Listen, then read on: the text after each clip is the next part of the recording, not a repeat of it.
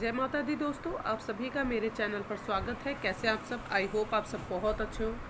माता रानी कृपा आप सब पर बनी रहे। दोस्तों, आज का जो वीडियो है वो है श्री यंत्र के लिए, क्योंकि बीच में क्वेश्चंस भी थे कि श्री यंत्र की स्थापना कैसे की जाती है, या श्री यंत्र की स्थापना हमें कब करनी चाहिए, या कौन से धातु के या किस क्रिस्टल के या पारे के या पीतल के, चांदी के, गोल्ड के, किसके श्री यंत्र स्थापित करने चाहिए और कब करने चाहिए, और क्या श्री यंत्र से मनोकामना बोलने पर वो पूरा होता है। ये बहुत सारे ऐसे क्वेश्चंस थे और पिछले 2-3 शनिवार से इसके लिए थोड़े थोड़े क्वेश्चन आ रहे थे। तो इससे रिलेटेड मैंने एक बार वीडियो बहुत पहले बनाई थी, तो वो मैंने शेयर कर दिया था डिस्क्रिप्शन में, पर मुझे लगता है थोड़ी सी उसमें और भी कोई कन्फ्यूज़न थी, तो उससे रिलेटेड और क्वेश्चंस आए थे। तो आज का जो वीडियो है वो है श्री यंत्र आपको कौन सा रखना चाहिए, किस परिस्थिति में आपको, जैसे कौन सी परेशानी है, क्या चाहते हैं आप, ठीक है, अपनी इच्छा के अनुसार आप कौन से यंत्र रख सकते हैं। यंत्र जो श्री यंत्र स्थापित करेंगे वो किस धातु के होने चाहिए, ठीक है, और कब स्थापना करनी चाहिए, और डेली रूटीन में उनकी पूजा कैसे करनी चाहिए। आज का विषय है श्री यंत्र के लिए, क्योंकि सभी लोग आज के समय में पैसे सबको चाहिए, और श्री यंत्र यानी कि मनी मैग्नेट एक ढंग से कह लीजिए कि श्री यंत्र स्थापित करने वाला व्यक्ति निश्चित ही रूप से धनवान होता है, उसके घर का वास्तु दोष दूर होता है, बहुत सारे फायदे हैं, बहुत सारे लाभ हैं, ठीक है। तो आज वीडियो के एंड तक बने रहिएगा और मैं आपको बताऊंगी, और वीडियो स्किप मत करिएगा। स्किप करेंगे तो आप फिर क्वेश्चन पूछेंगे कि ये चीज़ तो आपने बताया नहीं, वो चीज़ तो आपने बताया नहीं, क्योंकि ये श्री यंत्र के लिए है। तो आप प्रॉपर वीडियो देखिएगा, प्रॉपर स्किप मत करिएगा। एक भी चीज़ स्किप होगी, आप पूजा पाठ या स्थापना में आपसे कोई चूक हो जाती है, तो फिर आप कहेंगे मुझे इस चीज़ का तो कोई फल ही नहीं मिल रहा है। तो इसलिए वीडियो थोड़ी सी लंबी हो जाएगी, लेकिन वीडियो को ध्यान से देखिएगा। यंत्रराज के बारे में एक एक चीज़ डिटेल में बताऊँगी मैं, ठीक है। और ये मैंने कहीं से ऐसे सुनी सुनाई या यूट्यूब से सीख के या कहीं से ऐसे नहीं, मैंने प्रॉपर इसके लिए गुरुजी से भी पूछा है। श्री यंत्र के बारे में जो शास्त्र संबद्ध बातें हैं वो सारी लिखी हैं, उनका मैंने नोट बनाया है, तब जाके मैंने श्री यंत्र लिया था। क्योंकि मैं श्री यंत्र खरीदने से पहले मैंने उसके बारे में सब पढ़ के, पूरा जान के, अच्छे से उसकी पूजा पाठ विधि हर एक चीज़ जान के तब मैं श्री यंत्र ली थी, ठीक है। जैसे मैंने सारी जानकारियाँ करके तब लिया था। देखिए, पहले जानिए समझिए, उसके बाद चीज़ों को फॉलो करिए। पूजा पाठ ऐसे ही है, नहीं है जानकारी कोई बात नहीं, आपने दिया बत्ती कर दिया, भोग लगा दिया, बहुत है। विधिवत तो कोई नहीं कर सकता। विधिवत तो कहिए कि आज तक भगवती की पूजा तो ब्रह्मा विष्णु महेश नहीं कर पाए हैं, ठीक है। तो मैं जो हमेशा कहती हूँ, प्रभु जो है भाव के भूखे होते हैं, ठीक है, वो आपके दिखावे के भूखे नहीं हैं। परंतु जितनी हमारी सामर्थ्य है, हम उस हिसाब से अगर पूजा पाठ करें, कि कहते हैं भगवान ने जथा शक्ति दे रखे तथा भक्ति करिए, तो हमेशा ये कोशिश करिए कि प्रभु ने जितना दे रखा है बढ़ चढ़ के करेंगे, उसके आगे भगवान आपको खुद ही बना के देंगे, आगे बढ़ाएंगे, ठीक है। तो चलिए आज का विषय आगे बढ़ाते हैं। तो सबसे पहला एक क्वेश्चन था कि मैंने जो कि बता तो दिया था, फिर मैं बता दे रही हूँ कि श्री यंत्र कैसा रखना चाहिए। तो श्री यंत्र जो होता है ना, हमेशा उभरा हुआ ऐसे, ऐसे पिरामिड के आकार का, पिरामिड के आकार का श्री यंत्र हमेशा रखना चाहिए। कछुए की पीठ पर जो हो, चांदी की प्लेट पे भी बना होता है, या जैसे मेरे पास है श्री यंत्र स्फटिक का, गुलाब की पंखुड़ियों पे बना होता है, या एकदम पिरामिड का होता है ऐसे त्रिकोण में, वो भी ले सकते हैं। तो ऐसा श्री यंत्र हमेशा लेना चाहिए।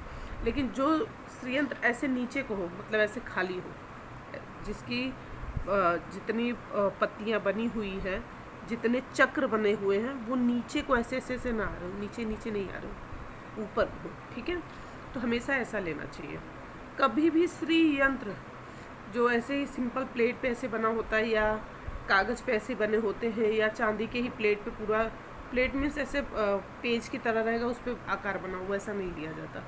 ठीक है, हमेशा उसमें उसे 3D की तरह लीजिए। एक पेज पे जैसे होता है ना कि ऐसे पेज पर रहे, फिर वैसा ही नहीं, ऐसे जैसे इस पर लक्ष्मी माता छपी है तो इस प्रकार से नहीं कि उस पर भी छपा हुआ, नहीं, हमेशा उसे पिरामिड के आकार का लीजिए। ठीक है, सबसे पहले बात करते हैं पारे के श्रीयंत्र का। ठीक है, तो जो लोग भी पारे का श्रीयंत्र रखना चाहते हैं, पारे के श्रीयंत्र की पूजा करने वाला व्यक्ति कुबेर के समान धनवान हो जाता है। ठीक है, जहाँ पारे के श्रीयंत्र की पूजा होती है वहाँ किसी भी प्रकार का वास्तु दोष नहीं होता। पारे का श्रीयंत्र आपको ओरिजिनल मिल जाए तो बहुत अच्छा है। ठीक है, इससे कोई वास्तु दोष नहीं होता, वहाँ रिद्धि सिद्धि का वास होता है। ठीक है, पूजा की विधि मैं इसके बाद बताऊंगी। ठीक है, नंबर 2 पर आते हैं। अगर आपका कारोबार नहीं चल रहा है और बहुत दिक्कत आ रही है और आप चाहते हैं कि अपने फैक्ट्री में एक श्रीयंत्र रखने के लिए, अपने दुकान में, अपनी फैक्ट्री में, ठीक है, तो आप अष्ट धातु का बना हुआ श्रीयंत्र रखिए। ठीक है, ओरिजिनल अच्छा होना चाहिए, अष्ट धातु का बना हुआ श्रीयंत्र की स्थापना वहाँ करें। ठीक है, अष्ट धातु वाला जो श्रीयंत्र होता है ना, शुद्ध होना चाहिए। ठीक है, उसे अगर अपने कारोबार में आप स्थापित करते हैं तो इससे ज़रूर लाभ मिलता है। ठीक है, अब बात करते हैं स्फटिक के श्रीयंत्र की। स्फटिक का श्रीयंत्र सबसे जल्दी सफलता दिलाता है। बहुत जन कहते हैं कि हमने मेरे YouTube के ही परिवार से हैं कि उन्होंने श्रीयंत्र इतने साल से रखा है, कोई फ़ायदा नहीं हो रहा है। ठीक है, 21 दिन में गुरुजी कहते हैं कि मनोकामना पूरी हो जाती है। जी हाँ, 21 दिन में हो जाती है, 101% होती है, ये मैं आपको बोल रही हूँ। 101% 21 दिन में वो मनोकामना पूरी हो जाती है। कोई भी ऐसी समस्या है उसका कोई ना कोई समाधान मिल जाता है। 2 बार हुआ है मेरे साथ, 2 बार मेरे साथ हुआ है और ये 101% होता है। ठीक है, तो स्फटिक के श्रीयंत्र से, तो स्फटिक का श्रीयंत्र सबसे जल्दी सफलता दिलाता है। स्फटिक का श्रीयंत्र घर में स्थापित करने से नकारात्मक ऊर्जा और वास्तु दोष दोनों दूर हो जाते हैं। ठीक है, सबसे बड़ी बात यह है कि स्फटिक का श्रीयंत्र अगर हाथ में लेकर, जैसे कि गुरुजी बताए हैं, 5 मिनट देखते हुए, 5 मिनट तक देखते हुए अगर आप उस मेडिटेशन करें तो इससे बुद्धि बहुत तेज होती है। कंटिन्यू, वैसे भी स्फटिक को अगर ध्यान से देखा जाए ना तो इससे कहते हैं ना बहुत अच्छा मेडिटेशन होता है और बहुत तेज़ी से इसकी पूजा पाठ करने पर, और आप मनोकामना अगर बोलते हैं अपने हाथ में लेकर तो बहुत जल्दी पूरा होता है। ठीक है, सोने से बना श्रीयंत्र ऐश्वर्य दिलाता है, सबसे अच्छा होता है। सोने का बना श्रीयंत्र सबसे अच्छा माना जाता है, सबसे सर्वश्रेष्ठ माना जाता है, सबसे उत्तम माना जाता है। ठीक है, गोल्ड, सोने का बना हुआ श्रीयंत्र सबसे शुद्ध माना जाता है, सबसे शुद्ध और सबसे अच्छा होता है गोल्ड का बना हुआ। लेकिन गोल्ड का मोस्टली रखने के लिए इसीलिए किसी को एडवाइस नहीं किया जाता कि अगर आप गोल्ड का श्रीयंत्र स्थापित कर रहे हैं तो पहली बात, जिसने स्थापना की है सिर्फ पूजा वही कर सकता है, केवल वही पूजा कर सकता है, सुबह शाम दोनों टाइम उसे ही पूजा करना चाहिए। और मंदिर में अगर कोई आपके खोने का डर नहीं है, मतलब कोई चोरी वोरी का डर नहीं है, तो आप स्थापित कर सकते हैं। श्रीयंत्र का खो जाना बहुत ही अशुभ माना जाएगा। ठीक है, गोल्ड का तो वैसे भी खो जाना बहुत अशुभ माना जाता है। ठीक है, और इसे ऐसी जगह पे स्थापित करेंगे ना जहाँ अशुद्ध हाथ बिल्कुल न लगे। मैंने जैसे कि बताया ना कि जो स्थापित कर रहा है वही साफ़ सुथरा होकर वही टच कर सकता है और कोई नहीं टच कर सकता। ठीक है, इसको वही छू सकता है जो स्थापना इसकी करे, जो एक ही व्यक्ति जो घर का है, जो पूजा पाठ कर रहा है, जो स्थापना कर रहा है वही छू सकता है, वही उन्हें दोनों टाइम उनकी पूजा पाठ भोग करेगा। ठीक है, भोग लगाना और उन्हें टच करना, बस ये जो स्थापना की रहेगा वही कर सकता है। तो सोने का तो सबसे अच्छा माना जाता है, परंतु इस चीज़ को अगर आप फॉलो कर पाए तो। ठीक है, चांदी से बना श्रीयंत्र कारोबार में, आपके व्यापार में, कारोबार में, आपके घर में तरक्की लाता है। आपकी रुपए पैसे से जुड़ी समस्याओं का समाधान कर देता है। चांदी का बना श्रीयंत्र, ठीक है। तांबे के बने श्रीयंत्र को किसी पूजा पाठ या अनुष्ठान में बनवाया जाता है स्पेशली, मतलब जैसे मैं आपको एक एग्जांपल दूँ, जैसे गृह प्रवेश में आप देखते होंगे बहुत जन ना नीचे घर के उसमें श्रीयंत्र की स्थापना करवा देते हैं, मतलब जब नींव पड़ रही होती है ना वहाँ पे रखवा देते हैं, तो मोस्टली तांबे का रखवाया जाता है, ठीक है, क्योंकि वो एक बार पूजा होने के बाद फिर उन्हें ज़मीन में रख दिया जाएगा। या मान लीजिए आप लक्ष्मी जी की विशेष पूजा कर रहे हैं और आप श्रीयंत्र नहीं खरीदें और लक्ष्मी जी के पूजन के साथ में श्रीयंत्र का होना ज़रूरी है, तो उस समय तांबे वाला श्रीयंत्र आप ला के पूजा करके फिर उन्हें विसर्जन कर दीजिए, क्योंकि उन पे आप दूध दही शहद चीनी नहीं चढ़ा सकते, आप वो सिर्फ साइड में वो कर सकते हो, फिर पूजा करने के बाद उन्हें कहते हैं विसर्जन कर दिया जाता है। या बहुत जन श्रीयंत्र तांबे वाला लेते हैं अपने पर्स में रखने के लिए, तो पर्स में रखने में कोई दोष नहीं है, ठीक है, आप ला के पूजा पाठ करके उसे अपने पर्स में रख सकते हैं, ठीक है। तांबे का जो श्रीयंत्र होता है अगर उसे अपने पर्स में रखते हैं ना तो उससे फिजूल खर्ची नहीं होती, ठीक है, ये ध्यान रखिएगा कि आपका चमड़े का पर्स न हो। दूसरा, उसमें कोई भी दवाई या जैसे बहुत जन क्या करते हैं कि जो बिल वगैरह मिल जाता है सब उसी में रख लेते हैं, तो ऐसा नहीं होना चाहिए, इस चीज़ का तो हमें ध्यान देना चाहिए। आप अपने पर्स में रख सकते हैं क्योंकि इसकी डेली पूजा आप नहीं कर सकते, तांबे का है। और श्रीयंत्र लाना बहुत इजी है, बहुत इजी है, ठीक है, लेकिन इसकी स्थापना विधि विधान से करना चाहिए। अगर आपके सामर्थ्य हो तो मैं आपको ये कहूँगी कि आप एक वेद पाठी ब्राह्मण बुला लीजिए, ठीक है, उनसे प्रॉपर स्थापना करवाइए। नहीं तो आप खुद अगर स्थापना कर रहे हैं तो अभी मैं आपको तिथि बता दूँगी। स्थापना करने के लिए दक्षिणावर्ती शंख जरूर लें, ठीक है, उसी में कुछ मत करिए, कोई मंत्र मत बोलिए, सिर्फ आप श्री सुक्तम के 16 मंत्र बोलते हुए अभिषेक करते जाइए, ठीक है।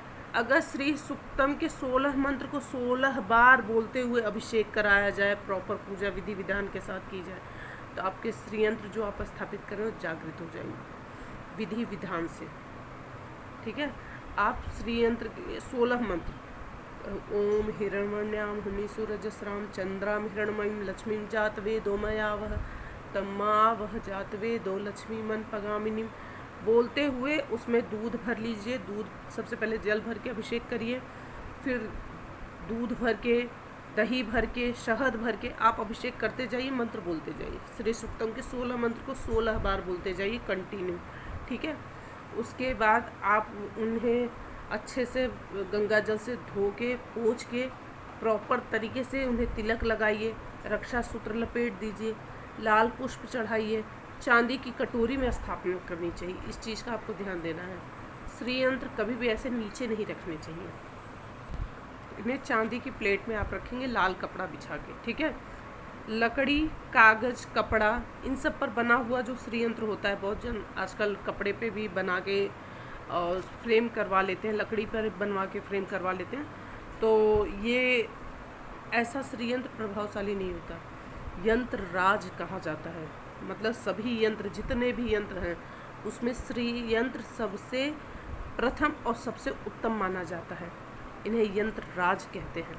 अब मैं आपको बताती हूँ, क्वेश्चन था कि श्रीयंत्र की स्थापना कब कर सकते हैं, कब कब की जा सकती है, दिवाली पे ही कर सकते हैं कि और भी किसी दिन कर सकते हैं। तो चलिए अब मैं आपको बताती हूँ। माघ की पूर्णिमा, शिवरात्रि पर, शरद पूर्णिमा पर, सूर्य ग्रहण पर, चंद्र ग्रहण पर श्रीयंत्र को अपने घर स्थापित करने के लिए सबसे शुभ माना जाता है, ठीक है। और जो नक्षत्र होता है वो कौन कौन से नक्षत्र होने चाहिए मैं वो भी आपको बता देती हूँ। तो अक्षय तृतीया पर, जो कि अभी अभी गया है, मैंने आपको बता दिया कि अक्षय तृतीया पर कर सकते हैं। रवि पुष्य योग हो, गुरु पुष्य योग हो, आश्विन महीने में श्रीयंत्र का निर्माण या प्राण प्रतिष्ठा करवाना चाहिए, बहुत लाभकारी होता है, ठीक है। और श्रीयंत्र की पूजा जो है वो सुबह सूर्योदय से पूर्व और सूर्यास्त से पहले कर लेनी चाहिए, ये नियम होता है। तो इसीलिए मैं बता रही हूँ, अगर आप श्रीयंत्र ला रहे हैं या आपके घर में हैं तो उसका नियम पहले जान लीजिए, तब स्थापित करिए। बिना नियम जाने स्थापना नहीं करनी चाहिए, तो सबसे पहले आप नियम जान लीजिए। सूर्योदय से पूर्व, जैसे सुबह सुबह ब्रह्म मुहूर्त में आप उठ जाइए, तो सुबह हार्डली कोशिश करिए 6 बजे तक पूजा हो जाए। अगर मुझे किसी दिन लेट हो रहा होता है ना, जैसे बच्चों के स्कूल जाने के बाद, तो मैं अदिति को कह देती हूँ नहा के बेटा आप पहले पूजा कर दो यंत्रराज की, बाकी पूजा मैं बाद में कर लूँगी। तो सूर्योदय से पूर्व पहले पूजा हो जानी चाहिए यंत्रराज जी की, और सूर्यास्त से पहले हो जानी चाहिए। ठीक है।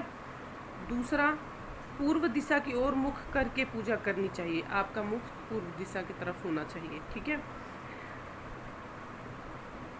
ईशान कोण में स्थापना करें।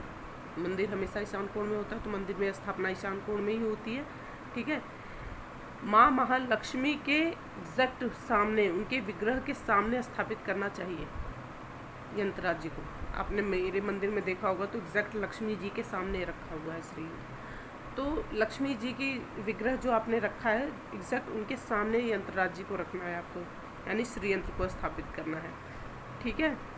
एक चांदी की प्लेट या कटोरी में लाल कपड़ा बिछाकर इसे स्थापित करें, ये मैंने अभी आपको बताया है। ठीक है। श्री यंत्र को कभी भी चौथ पे, चतुर्दशी पे और नवमी पे, भद्रा पे, पंचक पे, पांचक हमारे यहाँ बोलते हैं, पंचक जिसे कहते हैं, ठीक है, में स्थापित नहीं करना चाहिए और न घर लाना चाहिए। जैसे पांचक चल रहा हो या भद्रा लगा हो, चौथ का दिन हो या चतुर्दशी का दिन हो, तो उस दिन ऐसा नहीं करना चाहिए।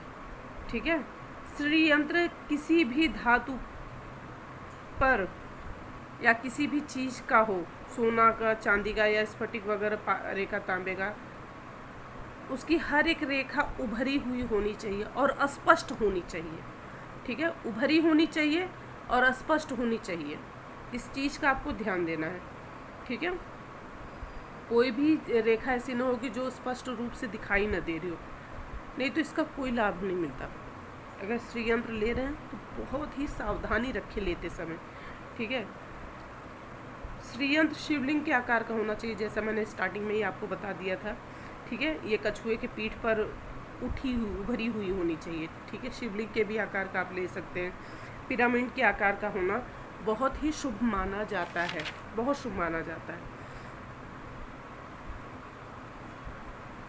और यंत्र जो आप यंत्र राज है ना, मतलब जो श्री यंत्र हैं, ठीक है, इनकी एक विशेष प्रकार की सीधी और उभरी जो ज्योतिर्मयी एक आकृति होती है। मतलब आप देखोगे ना श्री यंत्र, आप पूजा करने लगोगे, आप देखोगे ना तो आपको एक अलग सा महसूस होगा।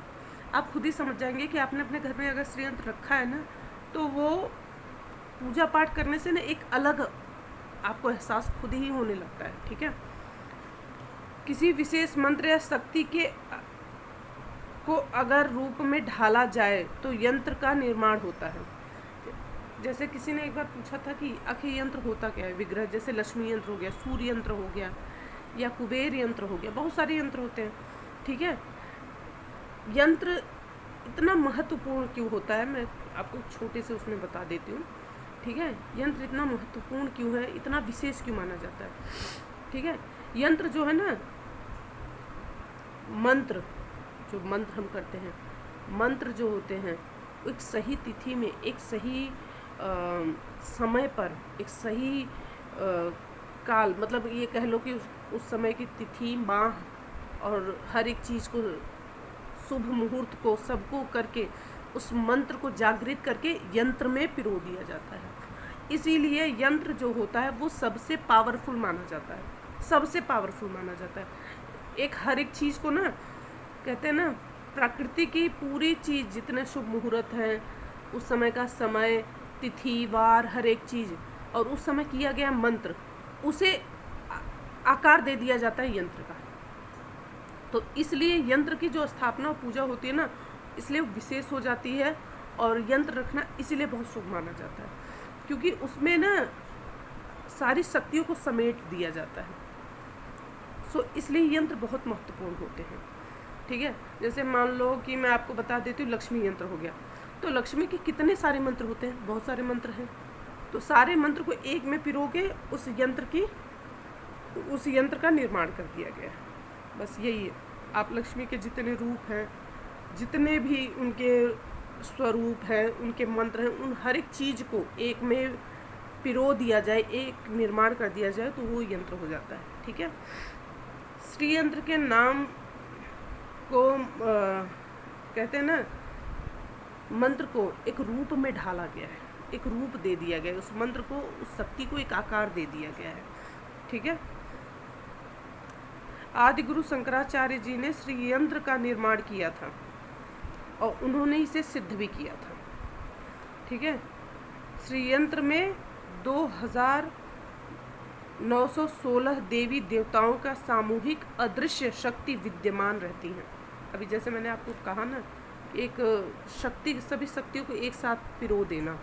ठीक है। इसीलिए इसे यंत्र राज कहते हैं और यंत्र शिरोमणि भी कहा जाता है। षोडशी यंत्र देव द्वारा निर्माण इसे कहा जाता है कि मतलब देवों का आशीर्वाद प्रॉपर प्राप्त है इन्हें। ठीक है। इसकी रेखा और बिंदु का बहुत ही महत्वपूर्ण माना जाता है। इसकी जो एक एक रेखा होती है, एक एक लकीर जो होती है, वो बहुत महत्वपूर्ण होती है, बहुत विशेष होती है। ठीक है। किसी ने एक बार मुझसे पूछा था, अगर श्रीयंत्र खंडित हो जाए तो आप उसे तुरंत, चांदी का है, गोल्ड का है, तो आप उसे तुरंत बदल के लिए, क्योंकि एक एक रेखा, उस पर एक एक जो आकार बने, छोटे छोटे चिन्ह भी बने, उनका भी बहुत महत्वपूर्ण, उसे भी बहुत महत्वपूर्ण माना जाता है। ठीक है।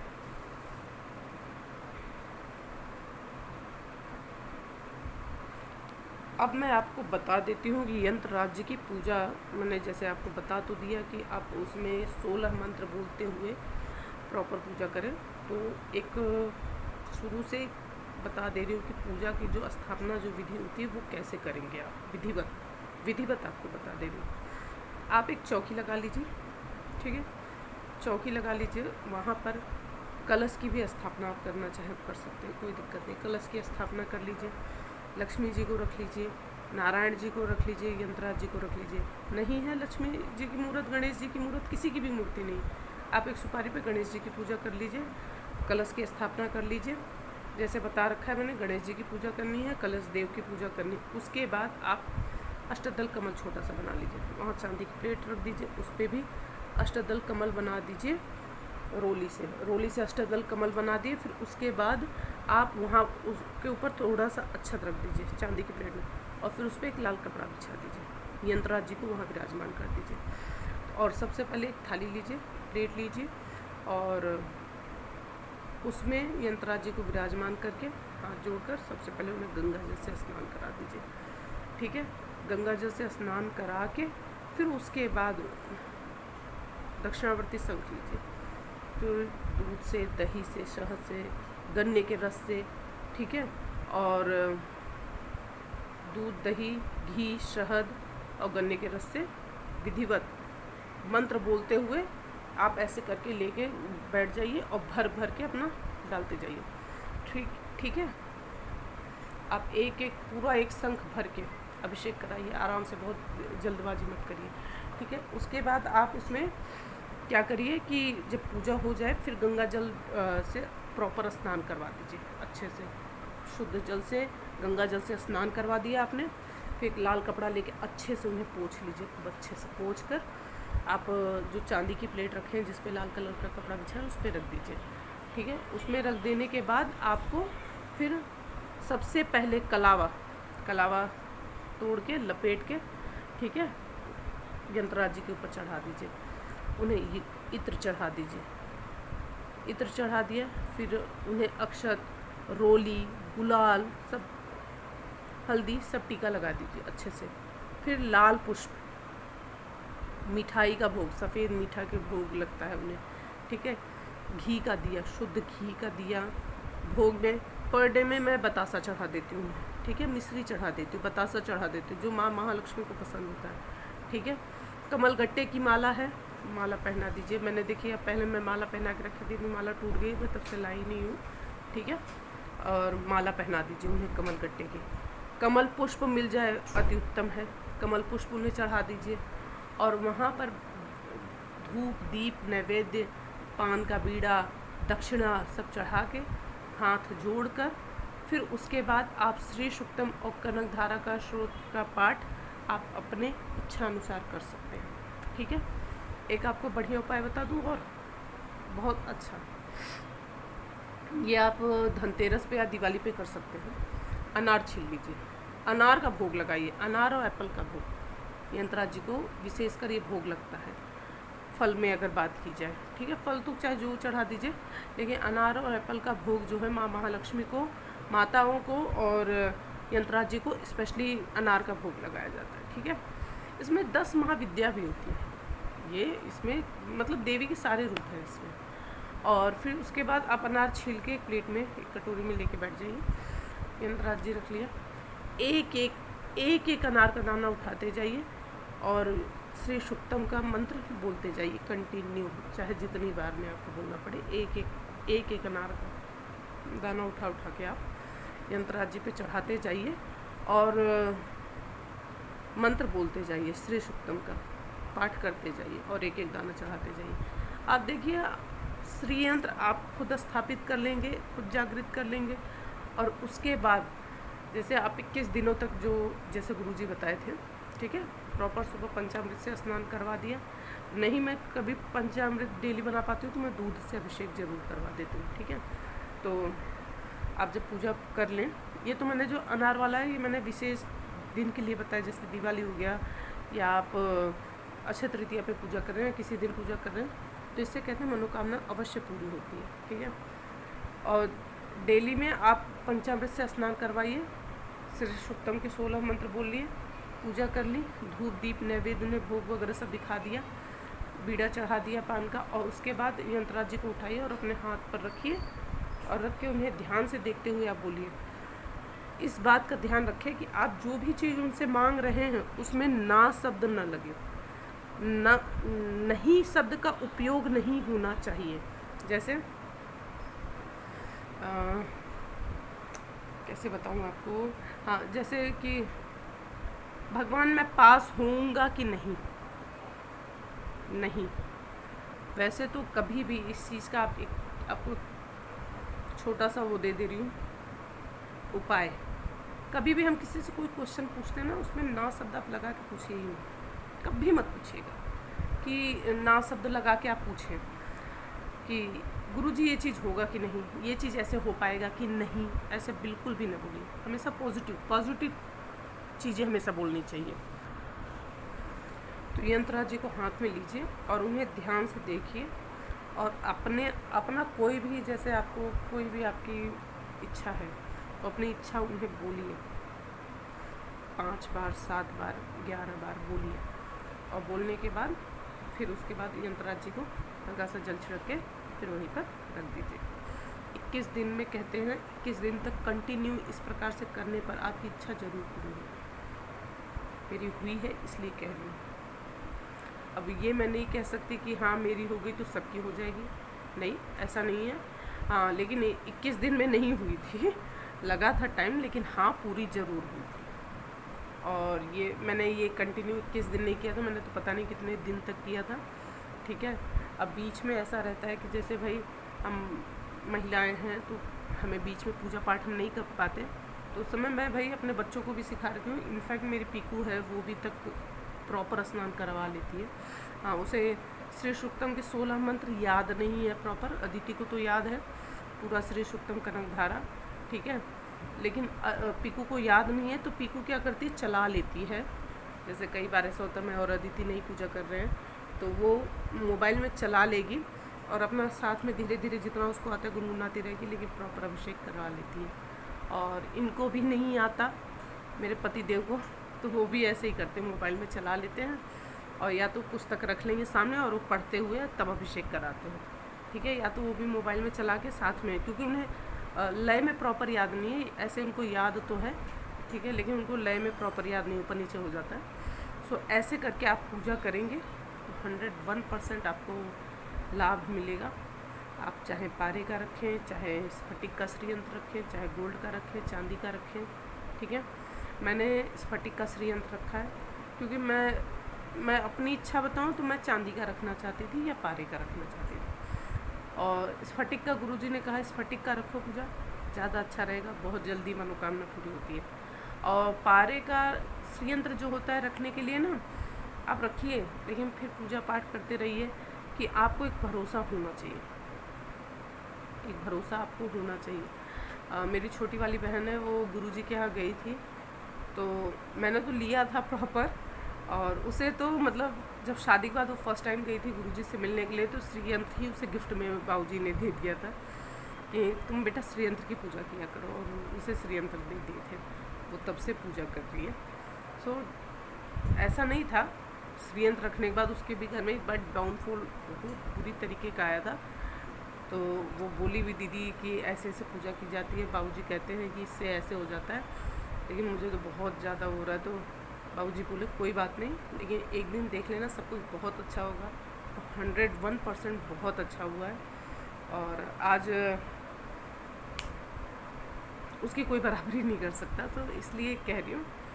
तो यंत्रराज जी पूजा पाठ जो भी करिए ना, ये नहीं कि हमें बस तुरंत लाभ मिलना ही चाहिए, स्थापना किया तुरंत लाभ मिलने लगा, नहीं। कई बार साल भर लग सकता है, 2 साल लग सकता है। उसने तो तकरीबन 5 साल वेट किया है, और 5 साल के बाद वाकई उसके घर में जो चमत्कार हुआ है वो मैंने अपने आँख से देखा है। ठीक है।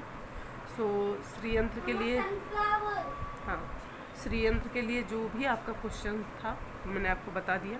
वैसे भी कल शनिवार है, तो शनिवार के दिन तो आपके सभी प्रश्नों के उत्तर मिल जाएंगे। वीडियो को ध्यान से देखिएगा, ठीक है। क्वेश्चन पूछिएगा बहुत ध्यान से। वीडियो पहली बात तो आप पूरा जब सुनेंगे ना, तो इसमें मैंने हर एक चीज़ बता रखा है। मन में कोई डाउट होता है तो वो क्लियर कर लीजिएगा, ठीक है।